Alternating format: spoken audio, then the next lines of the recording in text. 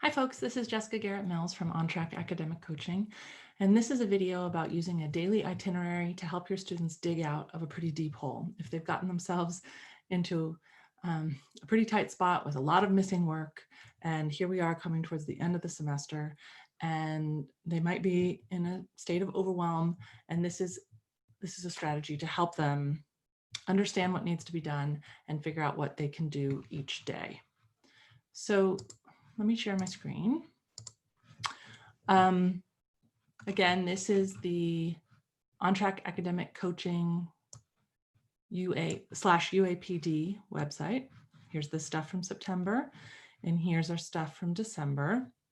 You might have already watched the video on brain breaks, and this is a video on daily itineraries. Then if you click on the daily itinerary, that will take you to the resource that we'll be talking about today. So I like to print this out on a colored piece of paper for my students, maybe print out 5, or if you're watching this and there are 2 weeks left of school in December, maybe you print out 10 and staple them together. And then this is their little planner. But because it's a whole page, there's space for them to write everything they need to do and to not try and squeeze it in. And you can help them lay out the whole week. There was a question from someone that I'll get into in the next video. Erica at the high school has a student who has some trouble using the planning tools that have been presented to him. And this might be a slightly different way of doing it that maybe would appeal to him and maybe would work. Okay, so you got your to-do list. This is the stuff that I have to do today for tomorrow or the next day. Then I've got my schedule section. Now this is a Google Doc, so you can, make this schedule section much smaller if this is not useful information for your student. If it's just a standard day with regular bells and they don't have trouble keeping track of that, then you might not need that schedule section at all. There's a section for long-term work, which is helpful because a lot of times my students with executive functioning challenges have trouble even keeping that stuff in mind, that there's a project coming up or a paper coming up or a test coming up. It's not due tomorrow, it's not due the next day, but they need to keep it like kind of simmering on the back burner. And then late work. And again, if you had deleted this section, you might need a lot more room for this one. You can look at what work they have that's outstanding.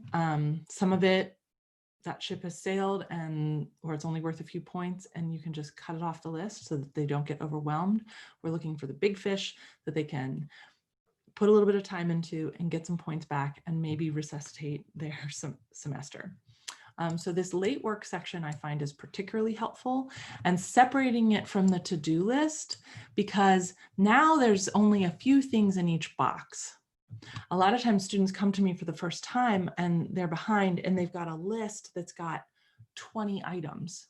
They've got their current stuff, they've got their late stuff, they've got their future stuff, and they're completely overwhelmed.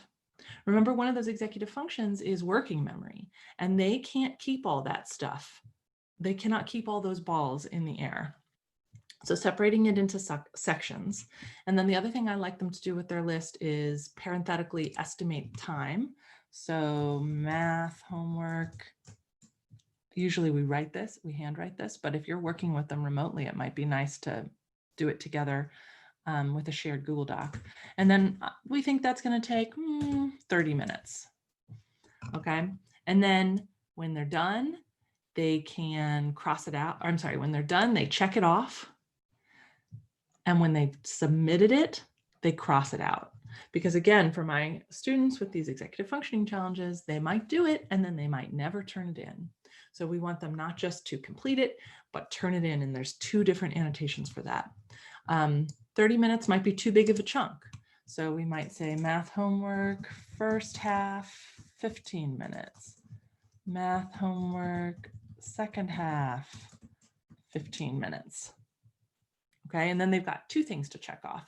And we'll talk about the benefits for that in the video when I talk about neurotransmitters, which is the 3rd video in the list. Breaking things up into pieces like this will help with students who have pretty low frustration tolerance. They just can't deal with getting overwhelmed or getting frustrated. They need things in little bits. The other thing you might say, like let's say, long-term work, paper due.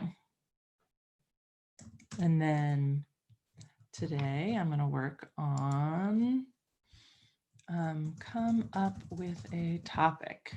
That should take 10 minutes. Do it today. Talk to teacher tomorrow to see if topic is okay. And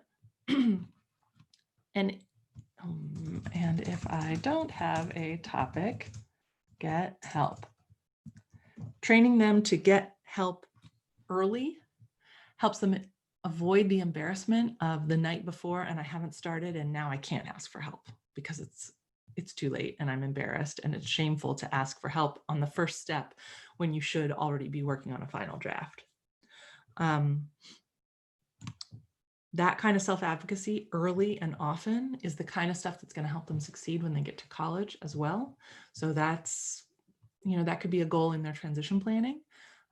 It's a goal that I love because I see it really impacting their college career. I also like them up here when we're talking about what they have to do to start with something easy, something little and easy to get the ball rolling, and then move to something a little bit more challenging. Another piece of self-advocacy that you can talk about, maybe not when you're first presenting this, but as you get going, is helping them think about when in the day they're most with it. That could have to do with their medication. It might just have to do with their body rhythms. For most of my students, that's about 10:30 in the morning, especially if they're taking medication when they wake up. You don't have to get into it with them about whether their medication is working or not. That's obviously a very tricky topic and not one that intervention specialists get into with their students. But you can ask them, when are you feeling top of your game? And then let's see if we can organize your schedule so that you're doing the hard stuff then, especially on weekends when they have a little more flexibility. But even after school, if they aren't completing all their work during the school day and they need to get some stuff done after school, they might, a lot of times my students leave the hardest stuff for last, but by then, especially if they're medicated, even if they're not, they're just completely tapped out. So if you're trying to do hard work at 8:30 at night, 9 o'clock at night, that's probably not happening. If you can do it early, maybe not the very first thing, ease in, and then get to the hard thing. So we're talking about baby steps. Check when it's done, crossed out when it's turned in. Use a timer to work in short bursts. I talked about that a little bit on the first video. Don't leave the worst for last. And then move your body and get outside if you can. That's a nice reminder. You can have them do the brain break activity that we talked about in the other video. Okay, so this daily itinerary is something that I can, of course, have the flexibility to do with my students because I have a much reduced caseload. Those of you that have maybe 10 students every week that are in a deep hole that would need this, you might not be able to do that every morning with them. So who can you get to help? If you can't do it, maybe a parent can before they leave for work, or maybe they can do it the night before. But again, if the kid is tired and their medication is worn off, the end of the study session the night before is probably not their best. Another great resource would be a teacher that the student clicks with. If they have that teacher first period or last period,